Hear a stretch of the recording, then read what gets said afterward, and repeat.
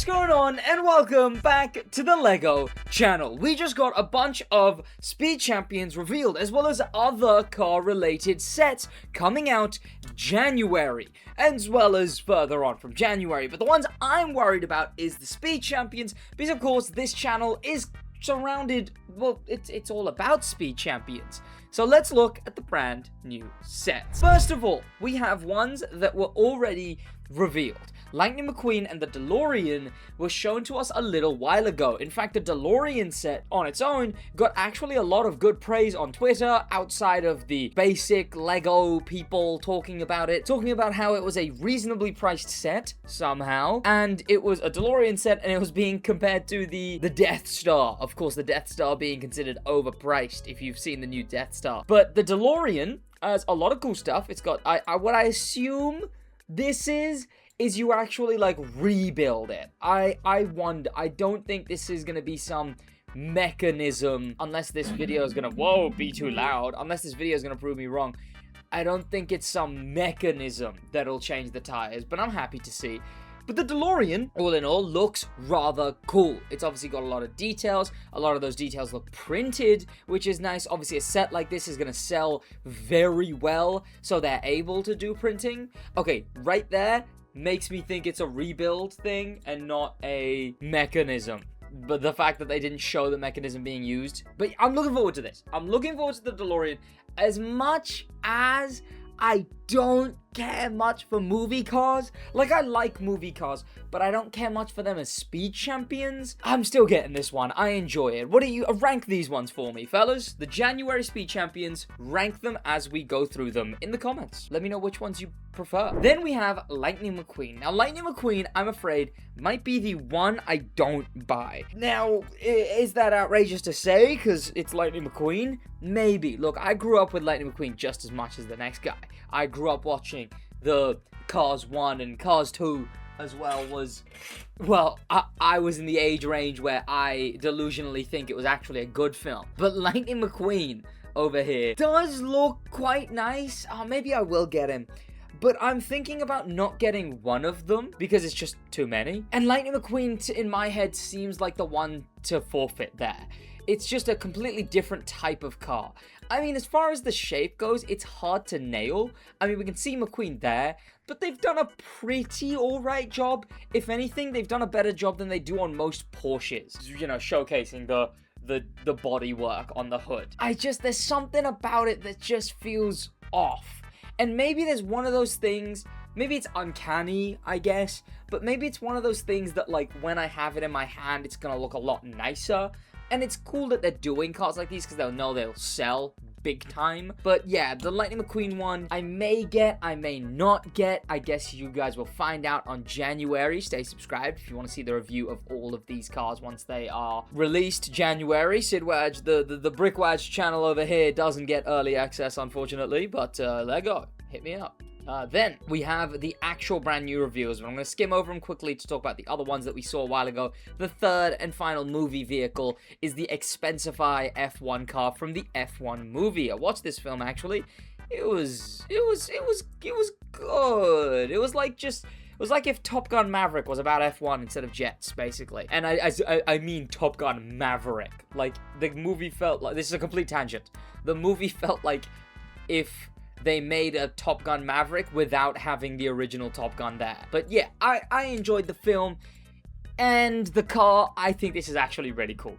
I have to admit, I find this one really cool, and it might be the only F1 one that I care about. The only F1 set that I care about. I think it's just, look, I don't know what it is. I think it's just a cool thing for them to do, right? Like, they did the F1 cars and they're giving us the movie version. I think that's just like a sick set. I don't know. I think it's cool. But obviously, it's just going to look like one of the F1 cars. Then we also got an F1 Academy car. This one's, of course, a lot smaller than all the other ones. This one's just the car based on the LEGO team in F1 Academy. That's kind of all I got to say about this one. It's all well and good. It's an F1 Academy car. I don't know much about F1 Academy. Now we get to the big ones. These are the cars. We have the... Oh, which one do we start with? Let's go, in my opinion, worst to best.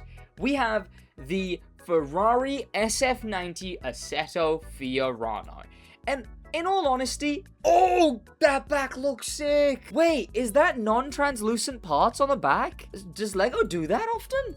I don't think they do. That's something I normally see from, Mox and stuff. Non-translucent back, like a black piece for lights. I don't see that very often. Okay, yeah, but the thing about this car is did I do that video in the end? I was planning on doing a video talking about how supercars in Lego just kind of don't work because of the way they're shaped, because of the way they're flat and low profile. This one kind of falls to that same hurdle, right? Like the front just isn't low enough. This whole area isn't compact enough. It's not thin enough. It's not speedy. But like, yeah, I hope you get what I mean. There just needs to be like maybe an extra piece for these. Oh, are they printed with I don't know if it was canards or vents, but that's pretty cool. But there needs to be a fender piece that like has a lot less on one side so that they can do more angling inward fronts. All in all though, the Assetto Fiorano, I think it's cool and all. I will obviously get it. I think it is a little plain looking, perhaps, and I think the Assetto Fiorano, sorry, am I saying Assetto Fiorano? I'm thinking of the one that they added to the Crew Motorfest. The SF90 XX. That's this one, not the Assetto Fiorano. One of the main things is I just wish it was in the nicer color.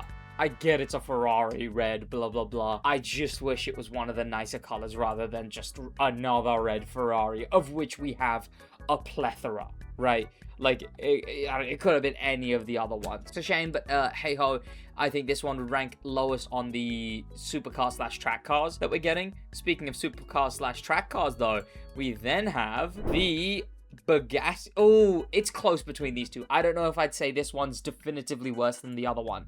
The Bugatti Vision Gran Turismo. This car was actually recently added to the Crew Motorfest. And you can see it here. A look around the car. Oh, it does look really sick. Fun fact about this car, it doesn't exist. It is a car from Gran Turismo, the video game, not the movie this time. This thing is quite cool. It's a little too, it's just the speed champion of it all, right? Like, it's a little too compact, but like, obviously, you know, I can't like have it both ways. I hate that I just did that hand motion. Clearly, it's trying to fit into Speed Champion scale, and I think it does a pretty good job at it, and I think it actually looks really close to the Vision Gran Turismo, except the front is just completely squished. It looks like if the car was made of, like, jelly, and it just, like, drove into something. It looks really squished on the front, and it's kind of off-putting. Maybe it'll look better when I have it in person, but I do feel like they could have just given it a longer front. I guess let me look at the wheels on the real one. Yeah, the wheels on the real one don't... Okay, my thinking was maybe they did it that way because the wheels are really close to the front of the car on the real one. But no, not really. If you look at that picture, this one here, you can see that the wheels have like quite a while. They could have given us at least an extra stud. Like one stud ahead of the wheels? Okay. Now, I hate that I've made myself upset about this one. I feel like they could have given us at least one extra stud ahead of the wheels and gotten in much more accurate detail. Or maybe even a half stud, just to have the front be stretched more. But I think this is another one of those things that will look a lot nicer when I actually have it in person and I'm reviewing it physically. Next, also the back on this one's quite nice. Again, though, just a little too flat. Like, I don't know why it's that flat. It does look a little off, actually. Maybe I don't like the Vision Gran Turismo much. I feel like this thing's gonna end up being another Porsche 911 GT3 RS, and I hope not. Then the McLaren W1, one of the ones that people are very hyped about. Have they even made this car yet? I don't think McLaren's brought this car to production yet. Oh, it's got like adjustable spoiler, which is nice. It looks quite nice. Honestly, this one's middle of the road. No, this one's actually quite good. They picked a really cool car to do. A car that... Maybe that's what I don't like about the Ferrari. A car that actually has, like, two-tone of it all. Like, you're gonna get so much more texture from a car like that. The Ferrari, it's just all red. Half the side doesn't even have any detail on it at all. And look, I don't like stickers. I'd obviously prefer it printed, but, you know, I'd take stickers over nothing. This thing, however, they picked a sick car, and I think they nailed it. Okay. Again, It's got the supercar of it all, where it just isn't thin enough, it isn't sharp enough. But I don't know if I can hold that double standard. I want to say I really like it, but like it would feel a little double standardy of saying that I'm okay with the front. Like, just look at how high it is and how flat it is. Like, they need a fender piece, a set of fender pieces that let them do. Also, is there a gap there? I guess that's a gap. Is that intended? Is there a vent there? I hope that's intended. But they need fender pieces that they can, like, angle more. You know? Or maybe headlight pieces that aren't flat. They either need to angle or they need to, like, have things less flat. Like, yeah, a fender with an angle a bit like they have on the front here. Because all of this stuff, there's way too much of it. The black front of the car. And then the color starts at the top, and it's just too high. It's not angled down enough. It's not sharp enough, and I think that's noticeable. But this one, I think it'll look cool when I have it. I know I've had that excuse a lot with all of these, just like, oh, but it'll look nice once I actually have it. But, you know, it's easy to say, but I do think that's the case with a lot of these. The F40, the Ferrari F40 is why I think that. Because I was not happy with that car, and then I got that car, and it was actually pretty dang cool. And I bear that in mind, okay? You're not really a principled human being if you don't change your opinion based on new information, right? That's what new information's for. That's what opinions are for. And that F40 changed my mind, because I was really doubtful when I saw it, and now I have it, and I really like it. So, who knows what could happen with these. But what is your ranking of all of those speed champions? Let me know down there in the comments, and I will see you boys in the next one in a bit.